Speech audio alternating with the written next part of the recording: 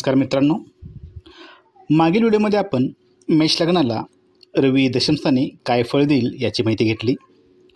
आपण रमल ज्योतिषाची सुद्धा माहिती करून घेत आहोत. आतापर्यंत आपण रमल ज्योतिष म्हणजे काय, त्यातील 16 शकलांची माहिती करून घेतली. पुढे आपण रमल कुंडी कशी मांडावी याबाबतसुद्धा माहिती करून घेऊ. पण त्या अगोदर आज आपण कोणत्याही प्रश्नाचे रमलद्वारे झटपट उत्तर कसे द्यावे हे पाहणार आहोत. चला तर मग जाऊन घेऊया झटपट रमल. ज्योतिषविषयक माहितीसाठी या चॅनलला लाईक, शेअर आणि सबस्क्राईब करायचं नका. तसेच माझे व्हिडिओ आपल्याला आवडत असल्यास कॉमेंट बॉक्समध्ये नक्की सांगा. मित्रांनो, ही जी पद्धत आहे ज्यामध्ये आपण झटपट पद्धतीने प्रश्नाचे उत्तर जाणून घेऊ शकतो. परंतु त्या अगोदर एक गोष्ट लक्षात ठेवा, ज्योतिष हे एक दैवीशास्त्र आहे. यामध्ये तुम्ही कितीही अचूक गणित करा किंवा कृष्णमूर्ती पद्धतीसारखी शास्त्रशुद्ध समजली जाणारी पद्धती वापरा, शेवटी काळाच्या पडद्यामागे काय दडले आहे हे त्या विधात्याच्या मर्जीशिवाय कोणीच सांगू शकत नाही.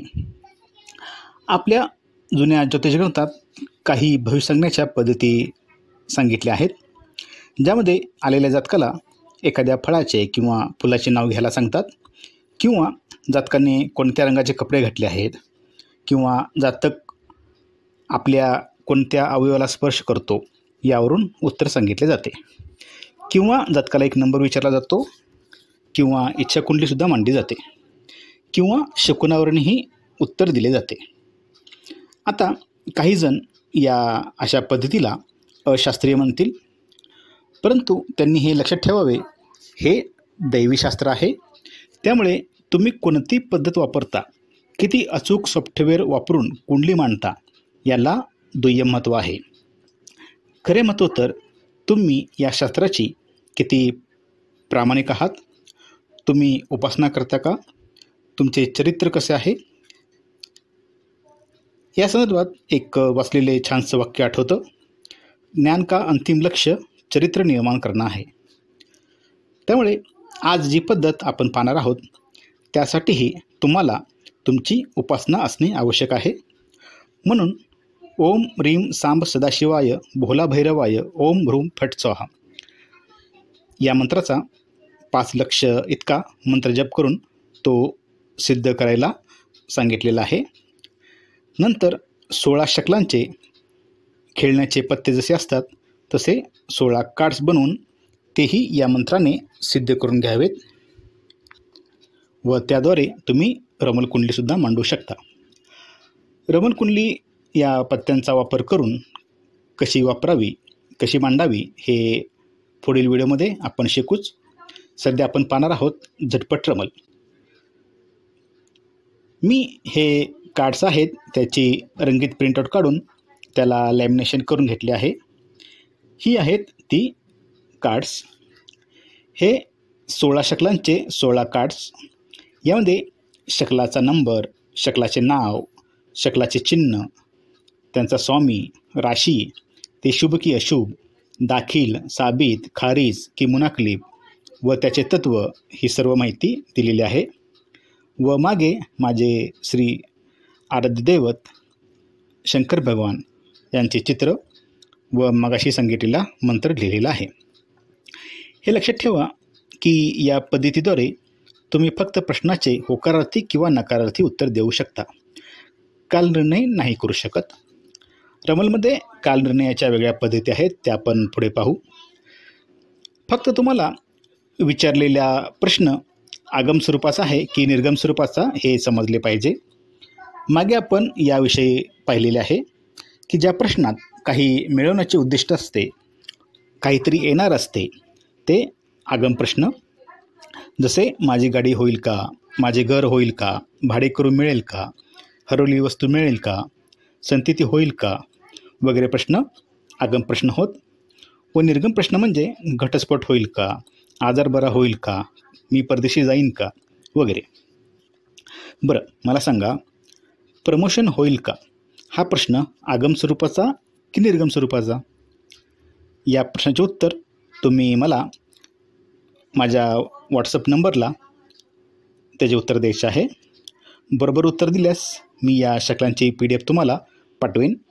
तुम्ही नंतर प्रिंट काढून असे कार्ड्स बनवू शकता. तर जो जातक आहे त्याला सर्वप्रथम या कार्डवर आपला उजवा हात ठेवून त्याला प्रश्न विचारायला सांगा. आता असे हात ठेवून प्रश्न विचारणे म्हणजे त्याचा प्रश्न त्या शक्तीपर्यंत आपण पोहोचविलेला आहे. आता आपणास त्याचे उत्तर त्या शक्तीकडून जाणून घ्यायचे आहे. तर तुम्ही त्या पत्त्यांना चांगले पिसून नंतर जातकाला त्यापैकी एक पत्ता निवडण्यास सांगायचे. तो जो पत्ता निवडेल त्यातच त्या प्रश्नाचे उत्तर दडलेले असते. उदाहरणार्थ, आता आपण जातकाला यावर हात ठेवून त्यांचा प्रश्न विचारायला सांगा. 2 BHK फ्लॅट होईल का? आता आपण हे सर्व कार्ड पिसून जातकाला यातील एक कार्ड निवडण्यास सांगणार आहे.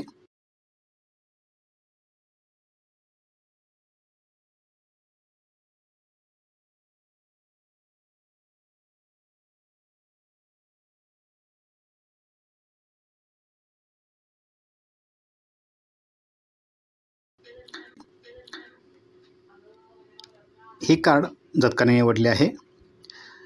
हे 4 नंबरचे जमात शकल आहे. हे साबित शकल असल्याने तुम्हाला माहीत आहे की दाखील व साबित हे एकाच प्रकारचे शकल आहे. त्यामुळे जातकाचा फ्लॅट 100% होईल. आता समजा कोणी विचारले की माझा लहान भाऊ हरवला आहे, तो परत येईल का, की त्याला काही झाले आहे.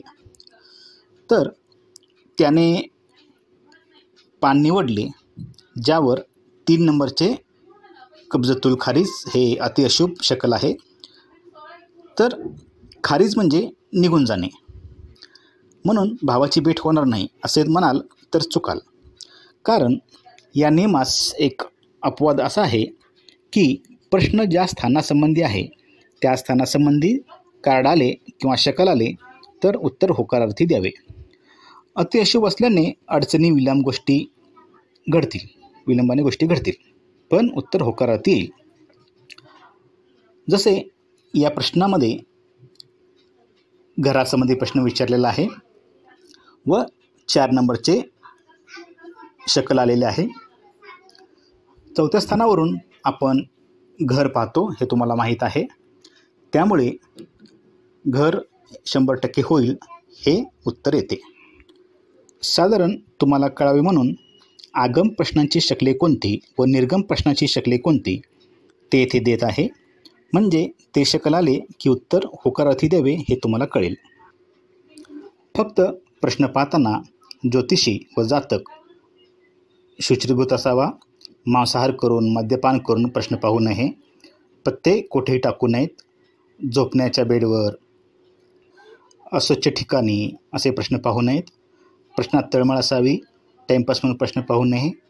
इष्टदेवतेचे नाव घेऊन पत्ते पिसावेत वगैरे गोष्टी पाळल्या की उत्तरे अनुभवास येतील. आज येथेच थांबू. धन्यवाद.